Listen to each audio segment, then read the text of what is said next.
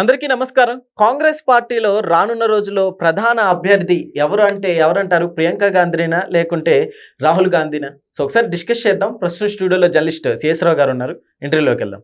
Hello sir. Hello. Yes sir, వీళ్ళిద్దరు ఎవరంటే ఏమని చెప్తారు? రాహుల్ గాంధీ గారు విఫలమైనటువంటి రాజకీయవేత్త అనేది కాంగ్రెస్ పార్టీలోనే అంతర్గతంగా చాలా కాలంగా జరుగుతుంది. ఆయన ఇప్పుడున్నటువంటి బీజేపీ ప్రభుత్వాన్ని ఎదుర్కోలేకపోతున్నారు. ఎన్నికలని సమర్థవంతంగా ఫేస్ చేయలేకపోతున్నారు.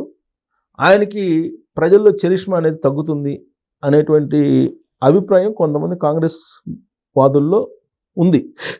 ఒక గ్రూప్ ఆఫ్ పీపుల్లో కాంగ్రెస్ పార్టీలోనే. ఆయన ఓటమి అనేది తట్టుకోలేక లాస్ట్ టైము ఏఐసిసి అధ్యక్ష పదవికి రాజీనామా చేశారు. మళ్ళీ అధ్యక్ష పదవి తీసుకోమంటే తీసుకోవాలి. చాలా కాలం పాటు అధ్యక్ష పదవిలో ఎవరు లేకుండా నడిపారు.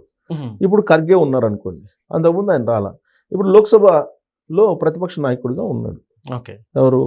రాహుల్ గాంధీ.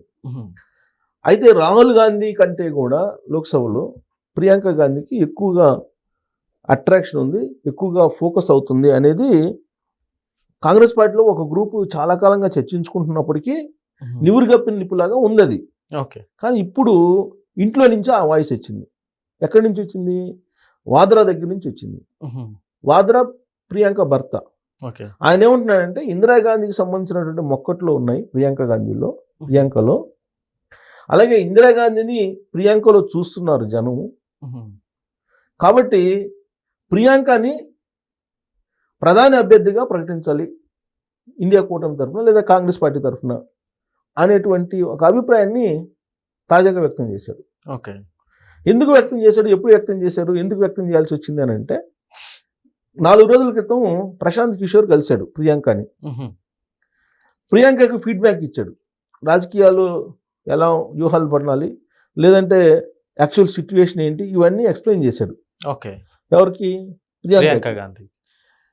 యాక్చువల్గా లాస్ట్ ఎలక్షన్ అప్పుడు కాంగ్రెస్ పార్టీ తోటి కలిసి పనిచేయాలని చెప్పి అనుకున్నాడు ప్రశాంత్ కిషోర్.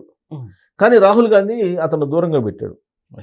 తెలంగాణలో కూడా అతను దూరంగా పెట్టి సునీల్ కనుగోలు సలహాలు సూచనలు తీసుకొని కాంగ్రెస్ పార్టీ ముందుకెళ్తుంది. ఇప్పుడు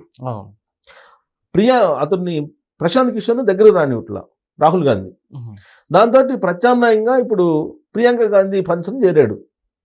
ఎవరు? ప్రశాంత్ కిషోర్.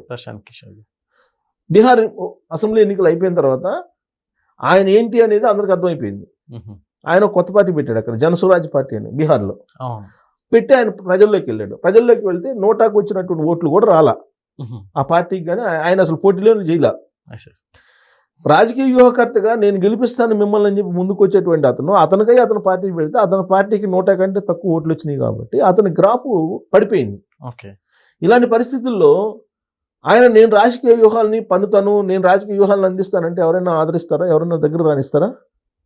అందులో కాంగ్రెస్ పార్టీ అసలు రానివ్వదు. ఎందుకంటే గత ఎన్నికల్లోనే రానివ్వాలి ఆయన్ని. దానికి కారణం ఏంటంటే 2017లో ఉత్తరప్రదేశ్ అసెంబ్లీ ఎన్నికల్లో పే చర్చ అంటూ రాహుల్ గాంధీని ప్రొజెక్ట్ చేయడానికి చూశాడు. అది బూమ్రాంగ్ అయింది. 2017లో ఘోరంగా ఓడిపోయింది కాంగ్రెస్ పార్టీ అక్కడ. సో దాంతో ప్రశాంత్ కిషోర్ వ్యూహాల మీద నమ్మకం లేదు రాహుల్ గాంధీకి. అందుకే ప్రశాంత్ కిషోర్ ఏం చేశారు? 2024 ఎన్నికలకు ముందు సోనియా గాంధీని కలిశారు. సోనియా గాంధీని కలిసి ఒక సలహాలు ఇచ్చారు. ఏం సలహాలు ఇచ్చారు? పవర్ పాయింట్ ప్రజెంటేషన్ ఇచ్చారు. ఆ పవర్ పాయింట్ ప్రజెంటేషన్ ఏం చెప్పారు? కాంగ్రెస్ పార్టీ అధినేతగా అంటే కాంగ్రెస్ పార్టీ అధ్యక్షుడిగా, ఏఐసిసి అధ్యక్షుడిగా గాంధీ ఏతరులు ఉండాలి అని చెప్పి ఒక సలహా ఇచ్చాడు. రెండో సలహా ఏంటి? దేశంలో ఉండేటువంటి బలమైనటువంటి ప్రాంతీయ పార్టీలతో కాంగ్రెస్ పార్టీ కలిసి నడవాలి అనేది రెండో సలహా. అప్పుడే బీజేపీని ఎదుర్కోగలరు అని. తర్వాత ప్రధానమంత్రి అభ్యర్థిగా కూడా గాంధీయేతరులు ఉండాలి. ఈ 3 ప్రతిపాదనలు చేశారు. చేస్తే ఆవిడ నో అన్నారు. ఈ 3 ప్రతిపాదనలు రాహుల్ గాంధీ గారితో కూడా చర్చించుంటారు కదా సోనియా గాంధీ గారు. సో రాహుల్ గాంధీ గారు అప్పటి నుంచి అతను రానివ్వట్లా. దీంతో ఇప్పుడు ప్రియాంక గాంధీ దగ్గరికి వెళ్ళటం మొదలుపెట్టాడు ప్రశాంత్ కిషోర్.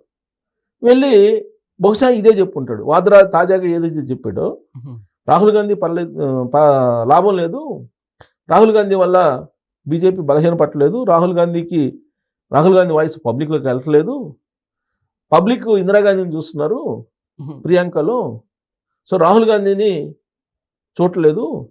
కాబట్టి రాహుల్ గాంధీ చరిష్మా కంటే కూడా ప్రియాంక గాంధీ చరిష్మా ఎక్కువగా ఉంది. కాబట్టి ప్రియాంకని ప్రధానమంత్రి అభ్యర్థిగా ప్రకటిస్తే మొత్తం మారిపోతుంది సినారియో, బీజేపీని అప్పుడు ఓడించవచ్చు అనేటువంటి ఒక సలహా ఇచ్చి ఉండొచ్చు. లేదంటే ఇంతకాలం పాటు వాద్రా ప్రియాంక గురించి, ప్రియాంక ప్రధానమంత్రి అభ్యర్థిగా ఉండాలనేది మాట ఎప్పుడు రాలా, ఇప్పుడు ఎందుకు వచ్చింది సార్? అయితే ఇక వీళ్ళిద్దరిలో ప్రజాదరణ ఎవరికి ఎక్కువ ఉందంటారు సార్? జనరల్గా కాంగ్రెస్ పార్టీలో అంతర్గతంగా ఇదే చర్చ జరుగుతుంటుంది. ఎందుకంటే రాహుల్ గాంధీ ఫెయిల్యూర్ లీడర్గా కొంతమంది ఒక గ్రూప్ చూస్తున్నారు కాంగ్రెస్ పార్టీలో. కారణం ఏంటి? 2014 ఎన్నికల్లో ఆయన కారణంగానే ఓడిపోయామనే ఫీలింగ్, 2019లో ఆయన కారణంగానే ఓడిపోయామని, 2024లో కూడా ఆయన కారణంగానే ఓడిపోయాం అనేది ఒక ఫీలింగ్ ఉంది. సార్ కారణాలు అనేక ఉంటాయి, కానీ ఈయన లీడర్గా ఉన్నారు కాబట్టి ఇప్పుడు ఆయన భారత్ జోడో యాత్ర పెట్టారు, న్యాయ జోడో యాత్ర పెట్టారు 2024 ఎన్నికలకు ముందు. కాకపోతే రాజకీయ వ్యూహాలు పనటంలో ఆయన విఫలం చెందుతున్నాడు. బలమైనటువంటి ప్రాంతీయ పార్టీలతో కలిసి వెళ్ళడంలో కూడా విఫలం చెందుతున్నాడు. ఆ కారణం చేత అతను సక్సెస్ కాలేనటువంటి లీడర్గా కాంగ్రెస్ పార్టీలో ఉండేటువంటి ఒక బలమైనటువంటి గ్రూపే చూస్తుంది. ఈవెన్ సోనియా గాంధీ గారి నాయకత్వాన్ని కూడా G20 G24 G50 Congress party లీడర్లు వాళ్ళు లెటర్ కూడా రాశారు కదా. సోనియా గాంధీ నాయకత్వాన్ని వ్యతిరేకించే వాళ్ళు ఉంటారు, రాహుల్ గాంధీ నాయకత్వాన్ని వ్యతిరేకించే ఉంటారు, ప్రియాంక నాయకత్వాన్ని వ్యతిరేకించే వాళ్ళు ఉంటారు కాంగ్రెస్ పార్టీలో. కాంగ్రెస్ పార్టీలో అంతర్గత ప్రజాస్వామ్యం ఎక్కువ. ఇప్పుడు సపోజ్ మనం తెలంగాణలో చూస్తున్నాం, రేవంత్ రెడ్డి గారిని ముఖ్యమంత్రిగా నువ్వెవరు చెప్పడానికి, నేనే 10 సంవత్సరాలు ఉంటానని చెప్పి కోమటిరెడ్డి రాజగోపాల్ రెడ్డి గారు ప్రశ్నించారు. అవును సార్. అట్లయితే ఇప్పుడు వీళ్ళిద్దరు కాకుండా ఇంకా ఎవరైనా ఉన్నారంటారా అర్హులు?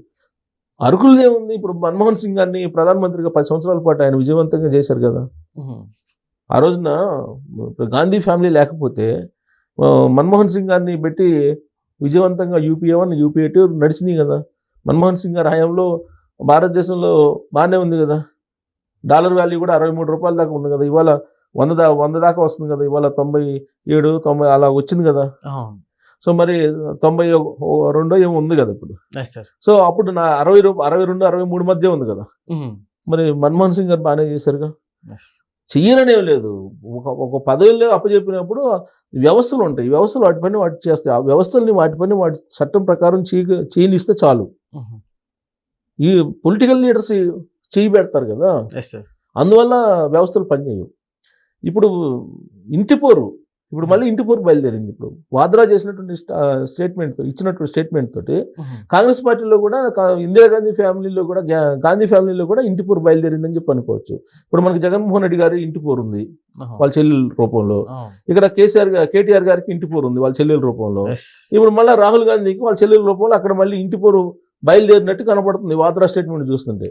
కాకపోతే KTR గారు కవిత, అక్కడేమో జగన్మోహన్ రెడ్డి గారు షర్మిల లాగా రాహుల్ గాంధీ గారు ప్రియాంక గాంధీ గారు వ్యతిరేకించుకోరని నేను అనుకుంటున్నా. వాళ్ళ ఫ్యామిలీ నేపథ్యం వేరు, వాళ్ళ వ్యవహారం వేరు. కాకపోతే ఇంటి పోరులాగా కనిపిస్తుంది వాద్రా ఇచ్చినటువంటి statement.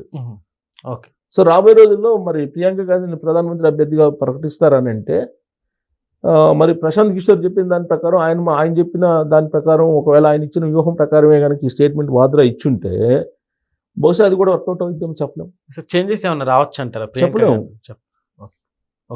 Okay sir, thank you.